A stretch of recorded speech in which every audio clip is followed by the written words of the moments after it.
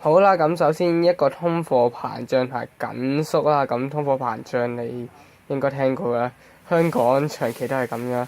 好，咁其實講咩咁 definition 啦，咁其實總之就係話通貨膨脹就係啲嘢不斷喺度貴，跟住就通貨緊縮就係不斷喺度落。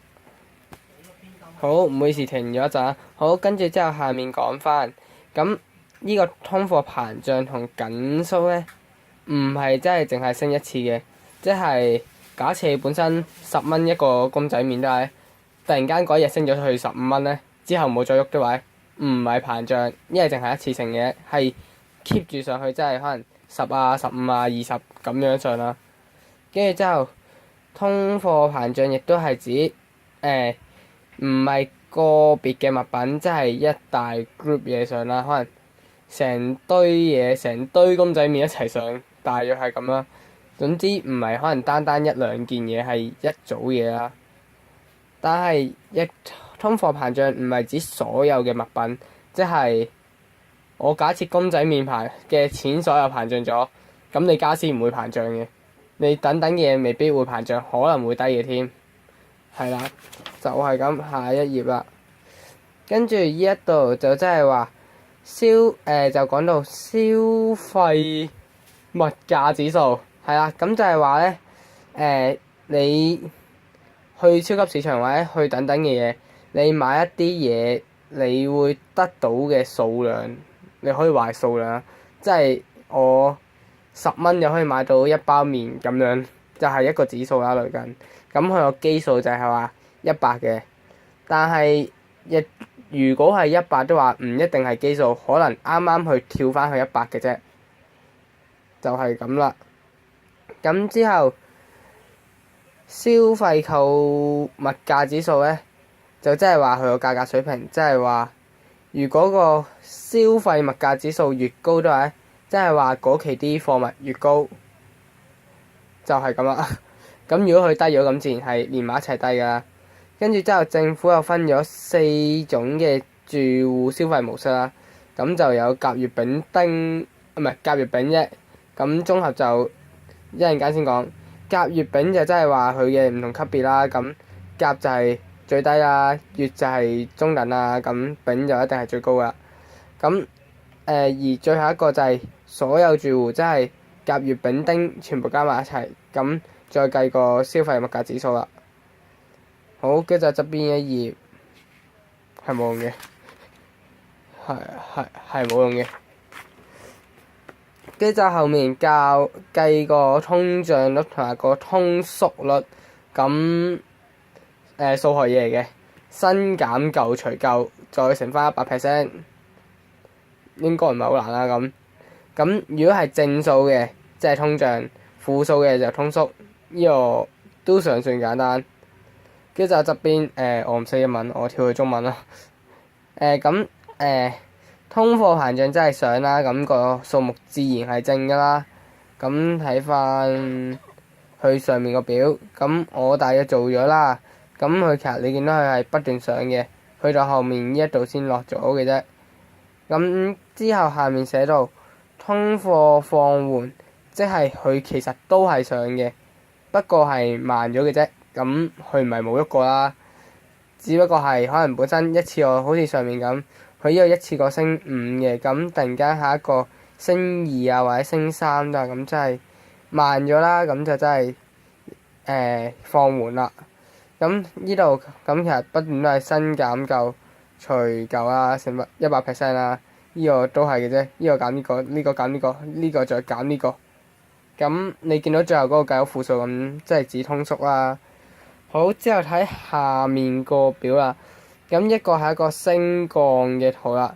咁你睇實呢一度係 percentage 嚟嘅，即係升咗嘅1%。咁亦即係咁講啦。你喺上面的話咧，咁都係一個膨脹嘅，因為其實你呢度係話你每年升咗幾多個 percent，唔係話你個指數可能我假設一個係指數圖啦，咁一度係100啦，咁你喺上面就係100以上，下面就90幾啦。咁你100落嚟都話咁，你自然係通縮緊，因為你越嚟越少啦。但係呢個講 percentage 就係話佢每年升咗幾多 percent。咁呢一度佢真係今年升咗9% 左右啦。呢度假設10% 啦，落到呢度有6%。咁其實呢3個年份都係升咗嘅。一個表就係話佢每年升咗幾多，但係佢落的話，佢可能係放緩，但係如果佢係通縮的話，就一定係落到最低，一定係去到負幾啊。咁我上面呢度寫咗就係94至98，即係呢度到呢度。咁其實佢都仲喺上面啦，咁就一定係通脹㗎，因為佢仲係升緊，一個後面就越升越慢啦，通縮緊啦。咁呢度99至04，即係呢一段時間，咁佢係負數，咁即係開始通縮啦。跟住之後去到後面，咁就係話咁喺通脹嘅情況之下，咁因為通脹咗，咁可能你本身100蚊啦，咁你100蚊以前可以買到3件嘢咗啦。咁你去到通脹嗰陣時，因為啲物品貴咗啦，咁你可能100蚊先可以買得2件左右嘅啫。咁你可能就呢度就係講翻一個例子，就係話你有同樣嘅金錢，但係你買到嘅嘢就自然係少咗㗎，喺通脹嗰陣時。咁下面呢度咁，由於啲貨品貴咗啦，咁你自然要俾多啲錢去買啦。咁其實人嘅生活費咧，即係你要去買嗰嘢啦，咁自然就會上升咗啦。跟住就下面呢一個就係講翻就係佢上面所講嘅名義收入啦，就真係你有嘅金錢數量啦。咁下面呢一條衰應該唔係好重要，好，去咗後面先。咁我照舊去咗中文先啦，因為我唔識英文。都好似有少困難，好，唔緊要。咁呢個就係話佢名義上嘅工資係價格水平啦。咁即係話我假設一個係人工，一個係你而家買緊嘅嘢啊。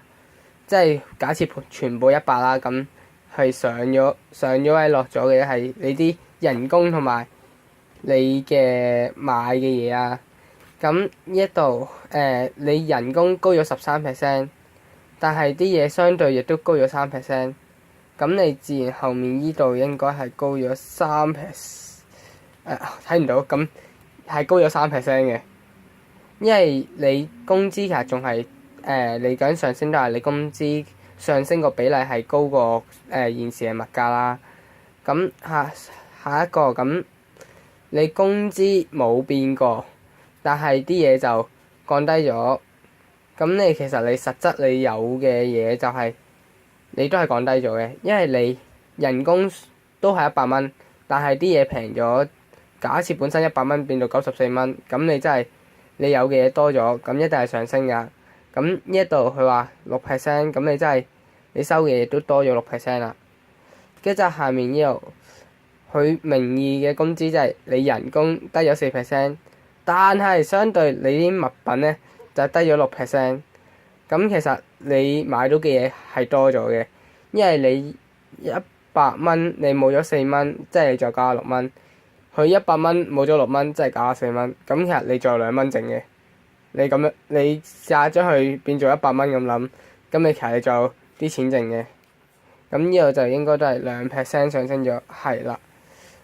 咁下面一度，你工資多咗7蚊，咁但係啲物品相對高咗10蚊，咁其實你仲要倒貼多3蚊，即係其實你仲係蝕緊嘅，係啦。跟住就後面側邊，你嘅人工冇變過，但係啲嘢貴咗10蚊，咁你自然係要俾多10蚊去買啲嘢㗎啦。下面呢個就係你工資少咗8蚊，即係92蚊，但係你出面物價就物價淨係低咗6蚊，仲係加4蚊，咁你仲係要俾多2蚊去，其實都係蝕緊嘅。咁你呢度睇落就係上面賺多咗，下面又蝕緊嘅。跟住之後到下面啦。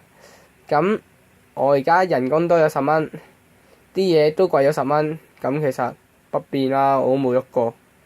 咁我少咗6蚊，啲嘢都少咗6蚊，咁都係不變。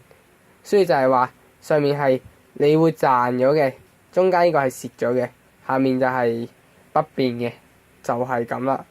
側邊啲題目就睇下你使唔使我解啦。